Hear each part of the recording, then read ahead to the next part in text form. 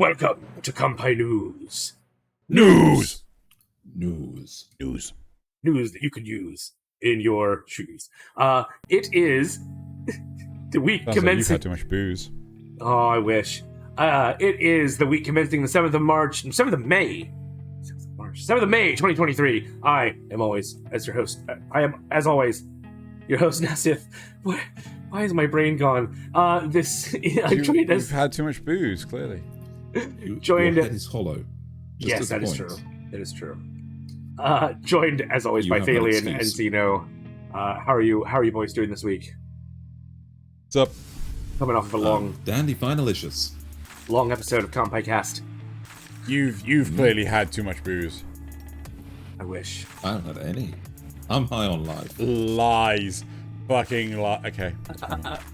Shall we get into it? Ooh. I mean, tea. Okay, let's move. Come on. Okay. Come on, Nasuth. Let's do this. Let's do this. Right. So, first story. Saudi Arabia's Ministry of Media has banned Square Enix's Final Fantasy XVI game from being released in the country. The ban was announced by the General Commission for Audiovisual Media, which did not provide a reason for the decision, but stated that Square Enix refused to make the necessary modifications. The ESRB rated the game mature due to its graphic violence and sexual content, including references to prostitution, the presence of brothels, and a character caressing and straddling a man in bed. I believe it's actually a male character caressing and straddling a man in bed. Yeah. That's the bit that people have listed as the main reason in the unofficial sources. The prostitution would also do it. Would not. Yeah. But the prostitution is a lot easier to pass off and censor, whereas Square Enix refused to censor the actual romance scene. Good. But, because, now, reality exists. Now, interestingly, I know somebody who lives in Kuwait, and they said recently, so this is a bit word of mouth, so take it as you will. They said that Saudi Arabia is actually thinking about opening up to gay tourists. Oh, no. They are, right? Yeah. But it's a very don't ask, don't tell thing. No. Right, here's the big thing. They're saying that they word it in such a way that it welcomes all people, right? However, they are not modifying any of the laws or anything. Yes, yeah. Right? So you can still get totally in trouble. Jail time, death sentence, all sorts of weird, wonderful shit like that. But they just want the money. Yeah. So, fun fact that I bet you guys didn't know about me. I used to live in Kuwait. Oh, nice. When I was a little boy. Lies. We were actually. You were never my little. Family and I were or a actually boy. In the news because we were the last expat family out of Kuwait when the civil unrest started at the time. Can I ask a question? Like this might be a dumb question. I hear the term thrown around all the damn time. What does expat mean? Expatriate. It means that you are somebody who's from another country. Yeah. You're a citizen of another country that has the ability to live and work in this other country. Americans might call it having a green card. Right. Okay. Yep. Cool. Yep. Moving on. Yes. Stay in. So, Masao Maruyama, an 81-year-old veteran anime producer, expressed pessimism about the anime industry in a recent interview. He warned that Japan's animation will be overtaken by China due to commercialism stifling creativity, and that the industry is more focused on producing crowd-pleasing genres than training the next generation of animation talent. He's quoted as saying, "In Japan, people are no longer trained in animation. The only reason China hasn't quite caught up with Japan yet is because of a bunch of restrictions imposed on free expression there." Maruyama commented that he intends to remain active in the anime industry for as long as his mind and body permits, and that challenging oneself with new projects often means contradicting one's past self. He described himself as someone who follows directors and their talent rather than steering them, and as a masochist who becomes more motivated by the most challenging and excruciating projects. Maruyama was involved in the establishment of Madhouse in 1972 and has produced anime such as Death Note, Paprika, Ninja Scroll, and The Girl Who Leapt Through Time. He left Madhouse in 2011 to form MAPPA, and then founded his new studio, M2, in the same year. In that time, He has also nurtured talents like Tetsuro Araki, Death Note, High School of the Dead, Attack on Titan, and the late Satoshi Kon, Perfect Blue, Magnetic Rose, Paranoia, Agent, and Paprika. Yeah. So I kind of- this is another one like dear old Miyazaki saying anime was a mistake. Nah. I kind of get where Masao is coming from, but at the same time, it's like, well, to be honest, the way it's going right now, I think it's like it won't be. I think within the next 5 to 10 years, we're gonna start seeing what's called AI handle the between frames and do it well, and then it's just like, well, all the between frame stuff that's exported to China is just not going to happen at all in China. It's just going to like, nope, it's basically all in Japan now. So, Well, they'll probably use server So farms we're in gonna have to China, find let's face it. something. sorry, say that again, Nasuth? They'll probably use server farms in China, let's face it. I can see that happening. I don't see that. Do you not know about the Great Firewall of China? No, but that doesn't matter. They still have like lots of server farm time that they rent out. Yeah, Not because as long as that out. data doesn't come into contact with the residents. Yeah. And I the don't think residents that's use it true. to get out. I really don't think that's true. Yeah, fair enough. Anyway, right, should we move on to the next story? Let's do. The official. Thanks, Nasuth. The official YouTube channel for Oshinoko Anime has released the first episode of its behind-the-scenes documentary covering the pre-production, script, character design, and concept art for the series. The episode is 90 minutes long, as the anime staff wanted to keep all important scenes and dialogues from the manga in the episode. They also did not want to chop Volume 1 into multiple episodes, instead making it a long episode that could be played as a TV special or in theaters. The staff received a lot of input from the manga's creator, Akasaka. Is that right? Yes. very well. Akasaka, Okay. yes. And Mengo Yokuyari, especially regarding the characters' designs and background art.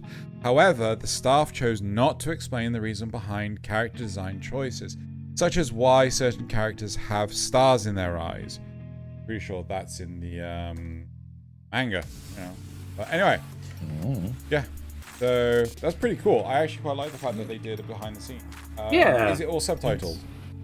It does appear to be, kinda yes. Oops. But doesn't that sound a little bit conceited? You've released a show, and so you want to do the behind-the-scenes episode so that you can play it in theaters. No, I don't think that's necessarily conceited. No, I thought they left it 90 minutes long so that the behind the scenes could go in theaters if they wanted to. Yeah. But that's behind I'm the sorry, scenes. that just sounds a little bit, so that it could go in theaters. I wouldn't even consider that a consideration for a behind-the-scenes special. I really don't know. I mean, That's to be honest, To be fair, a lot of times these shows end up with compilation movies, right, of the season, and so they can do a dual feature of the movie and the behind the scenes, right? That might work. That might be why. that's fair. I mean, I've seen some episodes of the Demon Slayer in the cinema and things like that. Yep. And it was just like, this is a 20-minute episode. That's it, Yeah, that's becoming a little bit more popular as theaters are finding new ways to try and stay alive. Yes. Yeah. Right. Onwards. So this one was kind of weird. So the Pokemon Company International has announced that the Pokemon trading card game online app will cease service on June 5th, while the new free-to-play online app, Pokemon Trading Card Live, will launch on June 8th. However, this isn't just a quick cash grab, or at least it doesn't seem so. Players will still be able to migrate their accounts and collections from the old app to the new one, even after the former servers shut down. The beta for the original one, the Pokemon Trading Card Live, launched... No, that's the new one. Oh, no, that's the new one, yes. Launched in Canada in February 2022, after the app's early soft launch was delayed from 2021. Pokemon Trading Card Live will allow players to add new cards, build decks, play against others, customize avatars and accessories, and receive updates with new content after launch. So I'm not entirely sure why they've decided to make an entirely new app rather than updating the old one. Okay, but that said, it's cool that they're letting everyone just migrate their stuff over. Like, that's awesome. There is this term in engineering, like, just being a developer, called code rot, right? So it's often referred to things like dependencies that are no longer supported. You may end up choosing, I will actually build this program using this one library, like, we'll build it using DirectX 6. Right? Or Flash. DirectX 6 is... or Flash, right? But the whole point is, it's end of life, it's out of support, it's no longer, it's not a thing anymore. Yeah. And the best thing to do, genuinely, is start again. Over. Yeah. Do not bother trying to port it over. It is hell. It's kind I of can actually sick. relate to this in my job.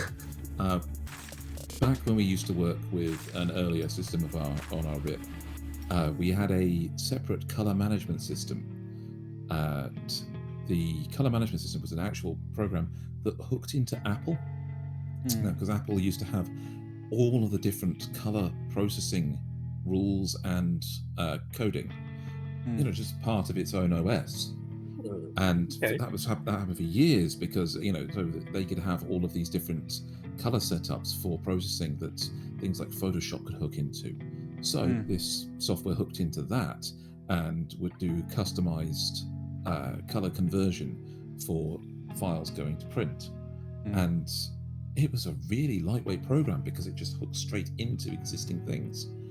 Unfortunately, Apple did away with that function quite a few years ago. They didn't include those things. They wanted all of that to be proprietary so that other companies would have to purchase the ability to hook into that. And so this software suddenly went from this really little lightweight app that we put onto a Mac Mini in the corner and onto it, basically its own server with a full library of its own code that suddenly cost us an extra zero on the end of the price, so we didn't go back to it. Yeah, no, that happens.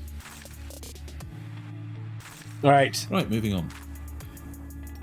After a 12-year wait, fans of the Pokemon anime are finally receiving closure on one of the series' most infamous loose ends. The unaired 23rd and 24th episodes of Pokemon Black and White anime were postponed indefinitely after the 2011 Tohoku earthquake and tsunami. The scripts from those episodes have finally gone public thanks to fan archival efforts. The scripts were purchased from a person who charged $4,000, and an online fan community managed to raise funds. A public Google Drive folder contains scans of every page, plus an English translation. The documents reveal that the episodes would have featured scenes of destruction set in the city, which might have run too close to home after the 2011 earthquake. TV Tokyo announced in 2011 that the episodes would eventually air, but the broadcaster never updated or clarified this statement.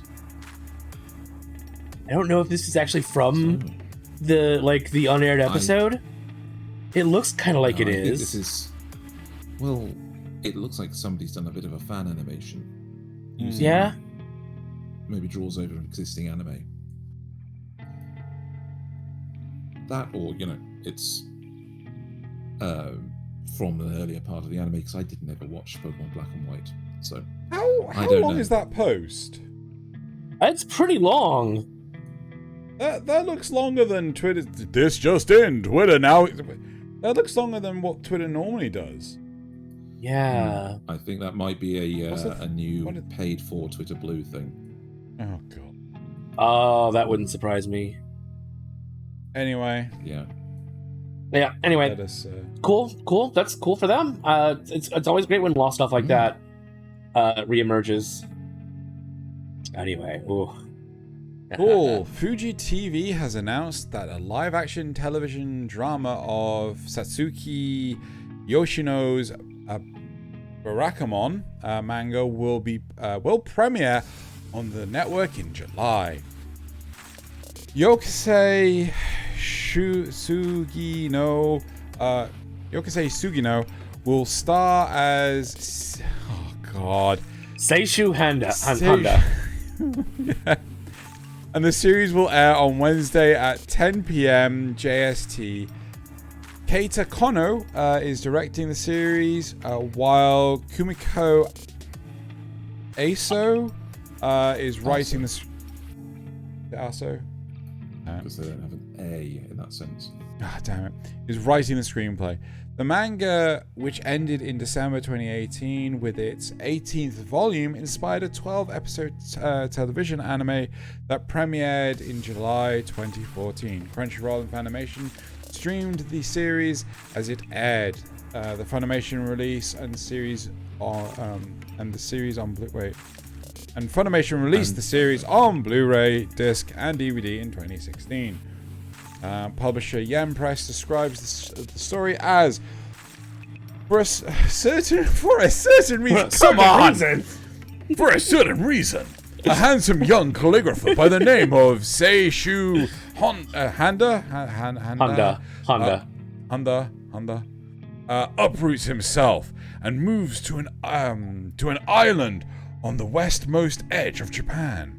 Sensei, as he comes to be known, is a city boy through and through, and has never experienced the rural life until now. And by the looks of it, he has much to learn. From navigating public roads by tractor, to resigning himself, to having his new digs commandeered by the local children as their new hangout. The list of Sensei's hardships is shaping up to be long indeed. Why did he move to... For a certain reason. So this is the anime with the... Okay. This is the anime with the kid whose face like changes into really weird, like hyper detailed, almost masculine looking faces, and like they melt. And it's we've talked about it before. Have we? It's good. Yeah. And just to be clear, gentlemen and ladies out there, Barakamon is not in any way related to Pokemon. No. Oh, or Digimon. What about Digimon? No. Oh. It is definitely not about fighting with former US presidents. I was also in there. What's the name of the dice one? Sorry, not the dice one. The marbles one. No. There's the one that like the marbles explode into monsters or some shit. I can't. Bakugan. That's the one. Anyway. How do I know that? I've never played Bakugan in my life. How do you know that? But yeah, I've actually never seen Barakamon, but I know that Thaylien has. So. Oh, but now onto this. Now onto the other live action. Fuji TV has announced the production of a live action series based on Yuto Yotsuba's and Ryo Ogawa's manga, Ya Boy Kongming. The series is set to premiere in the Shinsui 10 drama time slot on Wednesdays at 10 p.m. I assume that's JST. In the fall, so to look forward to that this autumn, with Osamu Mukai playing the lead role of Shokatsu Komei. The manga was launched on Kodansha's Comic Days website in December 2019 and began running in Weekly Young magazine in November 2021, with the 13th volume being released just this April 6th. The manga has been adapted into a television anime, which premiered in April 2022, with the English dubbed version streamed on High Dive and Sentai Filmworks, releasing the anime on home video. Oh, gosh, is it already out? I need to go look up the dub. Kodansha Publishing describes the story as General of the Three Kingdoms. Kongming had struggled his whole life, facing countless battles that made him into an accomplished strategist he was. So, on his deathbed, he wished only to be reborn into a peaceful world, and was sent straight to modern-day Party Central Tokyo. Aw, yeah! Can even a brilliant strategist like Kongming adapt to the wild beats and even wilder party people? I don't know. I don't know, Spoiler man. alert, I think he can. I don't know, man. I